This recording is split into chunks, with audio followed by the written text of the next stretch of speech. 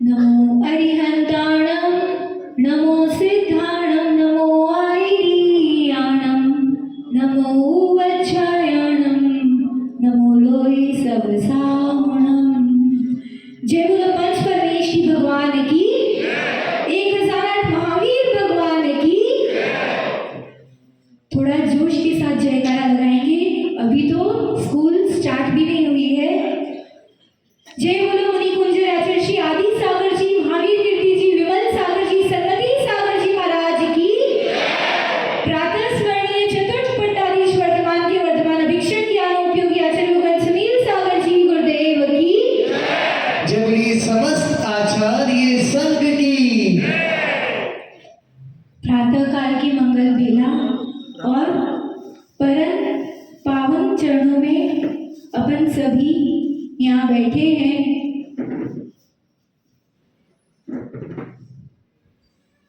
आप लोगों का परम सौभाग्य है, बड़ौत वासियों का, जैन श्रावक श्राविकों का तो है ही, साथ ही आप जो छोटी छोटी बालिका हो ना, आपको एक ऐसे सशक्त, पावरफुल, सुपर नेचुरल सोल के बीच में रहने का, प्रेजेंट होने का ये जो चांस मिला है, इसको मिस मत करना। अपने ईयर्स और आईज दोनों एकदम ओपन रखना, रेडी रखना कि क्या क्या नया सुनने और देखने मिलने वाला है। यहाँ से जो भी मिलेगा ये आपको बुक्स में कहीं भी लिखा हुआ नहीं मिलने वाला है। सभी लोग आजकल मॉडर्नाइजेशन में जितना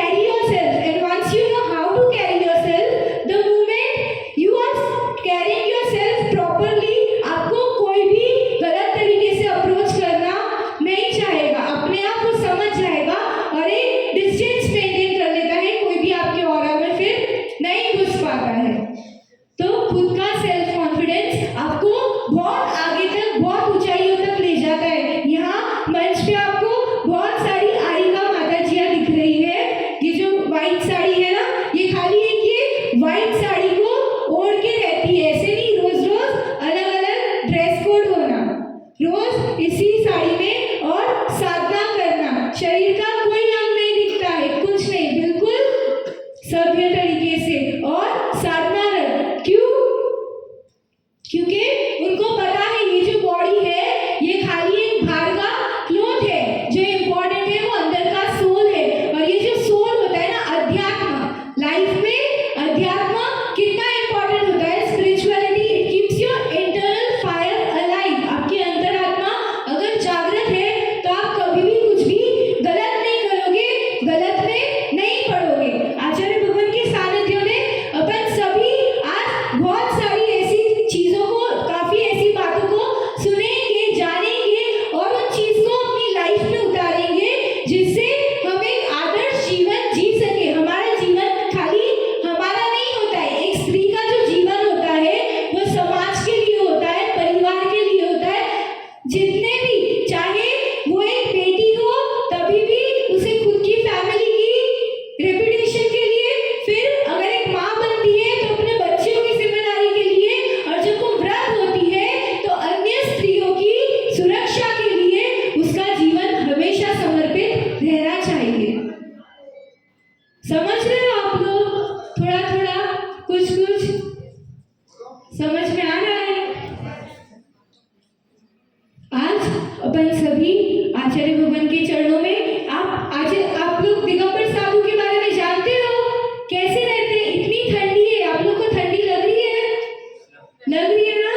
लेकिन यहाँ पे जो मंच पे जितने दिगंबर मुनि महाराज बैठे हैं, ये तन पे एक वस्त्र भी नहीं ओढ़ते, एक धागा भी नहीं लपेटते। चाहे कितनी भी सर्दी हो, कोई वस्त्र नहीं, कोई हीटर नहीं, और चाहे कितनी भी गर्मी हो, कोई कूलर नहीं, कोई पंखा नहीं। दिन में 24 घंटे में केवल एक बार अपने हाथों में जो शुद्ध भोजन देता है उस चीज को खाते, उसी समय पे पानी भी पी लेना हाथों से ही। और अगर उसमें भी कोई जीव या बाल आ जाए तो वो हाथ छोड़ देते, और मुंह का भी कुछ होगा मुंह में तो उसको भी थूक देंगे। फिर सीधा 24 आवर्स बाद, 24 घंटे बाद फिर वापस वो अपने भोजन के लिए, आहार के लिए निकलते हैं। सिर के जो बाल होते हैं ना, उसका हाथों से केशनोच करते हैं। कोई हेयर सैलून में या हेयर ड्रेसर के पास नहीं जाते हैं। इतनी कठिन तपस्या, और उसके बाद कंप्लीट सेलिबेसी, पूर्ण ब्रह्मचर्य के साथ अपने जीवन को व्यापन करते हैं।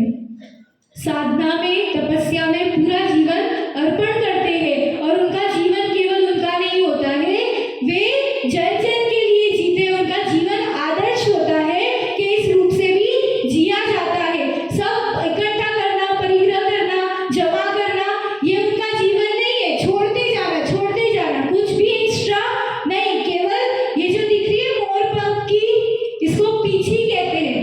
इससे मार्जन वगैरह कोई भी छोटे छोटे भी जीव हो तो उसकी रक्षा के लिए इसको रखा जाता है। और एक छोटा सा कमंडलू, उसमें थोड़ा सा जल होता है, वो केवल हाथ मुंह धोने के लिए, शुद्धि के लिए यूज किया जाता है।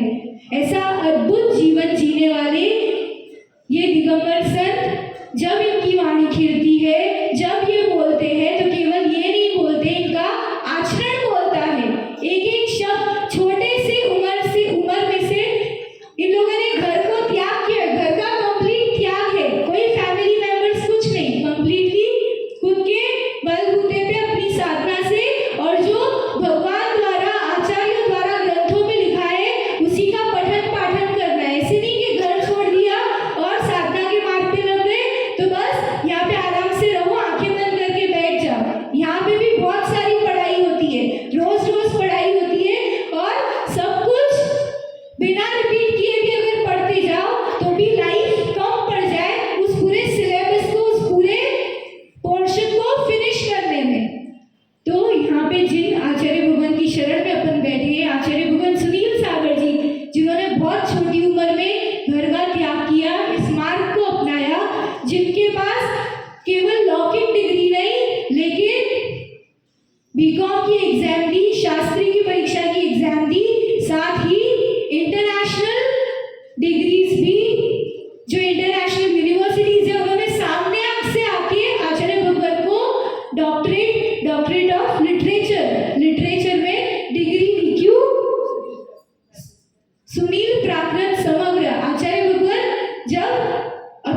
ध्यान